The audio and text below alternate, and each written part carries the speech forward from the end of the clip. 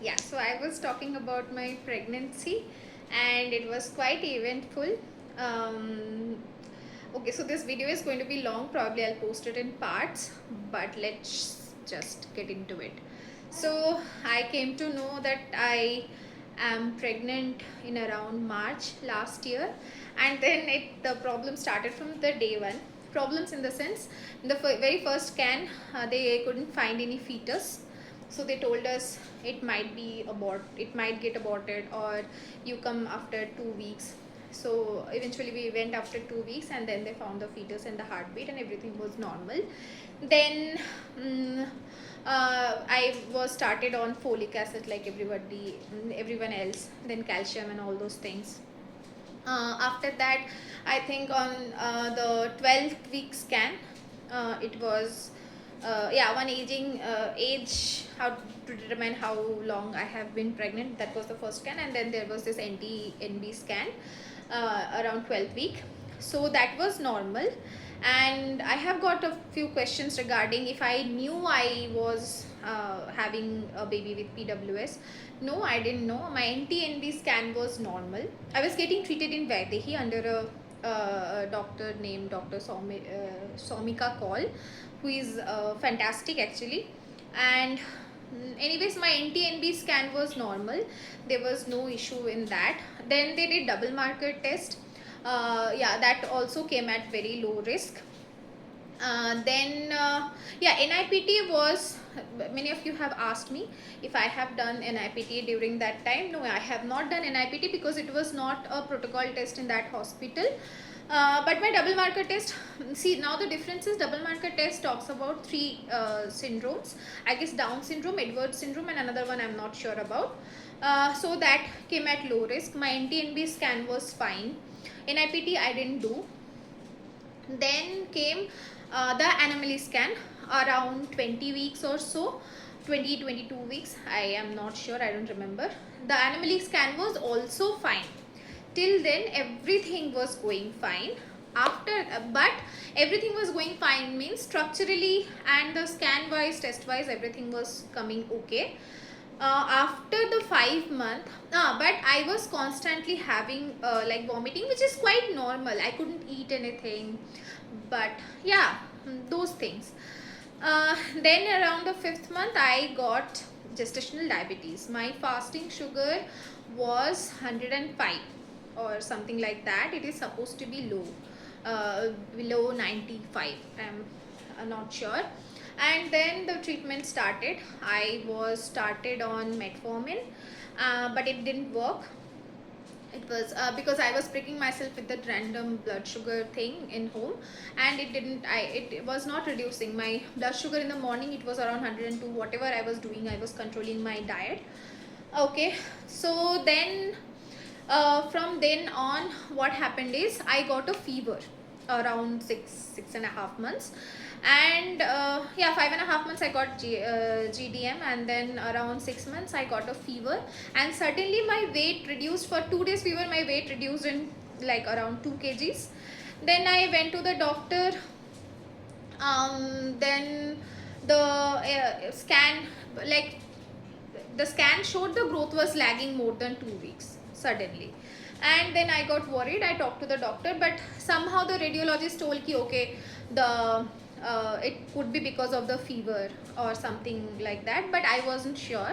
So I took a second opinion. I went to Cloud9, and there I was getting another opinion under Dr. Madhulika Bhattacharya, who is also a very experienced doctor. And then when she heard that I got a fever and these things were there, she suggested me to do a toxoplasma test. Then this toxoplasma IgG came positive, IgE came positive, and it is such a rare occurrence that she told me, okay, we will repeat the test. So we did the test again in Manipal. There also the IgG, IgE was positive. So they thought it might be because of this toxoplasma thing. Then she told, okay, we will do another avidity test. So we did the avidity test and it came high. So then she told, okay, it might be an old infection. Let's not worry about it right now, and I'm not going to give anything for now. In that around 27th week, till then it was going on. I was not the sugar was not reducing. Okay, no, in that time only she told me to meet an endocrinologist, and I have met one, and she started me on insulin. I was started on a very low dose, like around 6 units. Then, but still then it was not reducing at all. Then around 27th week I got diagnosed with this my baby has IUGR. I came to know IUGR means intrauterine growth restriction. So my baby was lagging a lot, and then it was like, but the structurally everything was fine in the scan. The doctor then it started every week they told it is not supposed to be like that, because when you have diabetes your baby is supposed to grow a little more, like the baby is supposed to gain a lot of like weight too soon, but that was not the case with me. But I was already in 27th week, and so the doctor told me we could have done an NIPT, but the result will take a long time, and we didn't do it anyways. So it started. They have told me to continue scan in each week, and they gave me like your target should be to reach 36 weeks somehow, and then we can deliver the baby and everything will be fine. IUGR is not that uncommon nowadays, and we were all okay, fine. They told there might be some placental insufficiency, and the blood flow and the oxygen is not going properly to the baby, so we'll see. I had a very high risk pregnancy, and at the same time simultaneously I was checking my blood sugar before and after each meal. I was started on 2 types of insulin injections. 3 times I was taking Insugen R. At night before sleep I was taking Besofil, if I'm not mistaken. So that went on, and at one point I was taking around 160 unit of insulin. Then it continued like that with the IUGR grade 1 till my 35th week, and then around 32nd 33rd week I started getting hypoglycemic episodes. Yeah, like my sugar used to drop down around like night 4 o'clock, 4:30, around that time my sugar used to drop down up to 40, 45, and then doctor told me you better start sleeping with some like chocolates or bananas or something so that it doesn't, but it used to happen like that. And then around 36 weeks I went to for that scan, and then the doctor told you should consider the delivery now, and they got me admitted under high risk pregnancy.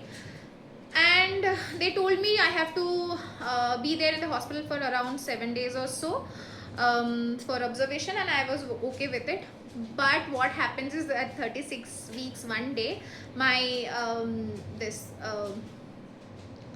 my sugar fell down to 30, and then the doctor told no, we can't wait. The NST was giving some, the heartbeat of the baby was like coming in a flat line graph. There was no peak and all those things. So yeah, by that time my baby was delivered. So why I am telling you all these things, it's a big story, because there could have been signs that my baby could be these things, could be having PWS, which I ignored, or the doctor didn't somehow it didn't happen. I'll not blame anyone. So if anything happens to anybody during their pregnancy, like if you want to be sure, you do an NIPT. Even if it is not in protocol, you just do it to be sure. If your pregnancy has some difficulty, you ask the doctor what is the protocol in their hospital. If there is any issue, if you want to terminate, how long can you do it, or how soon, what is the cutoff and all those things. Yeah, so before like, yeah, that's all. I mean, you should be aware of certain things, and if you have a fever or something that is even if a slight fever, anyway in pregnancy fever is anyway it is a difficult thing, and it is a like alarming situation when you have a fever. So even if you have a fever, and something you are not feeling right, go to the doctor. You check it immediately. Gestational diabetes, my sister-in-law told that it could be related to PWS. I didn't know then that this much level of sugar, or this insulin, 165 unit of insulin that I was taking, it is insane. That could have been a sign which I was not aware of, neither anyone like thought of it. Yeah, so yeah, you can learn from this. If you want to take anything, you just, yeah, that's all. Thank you.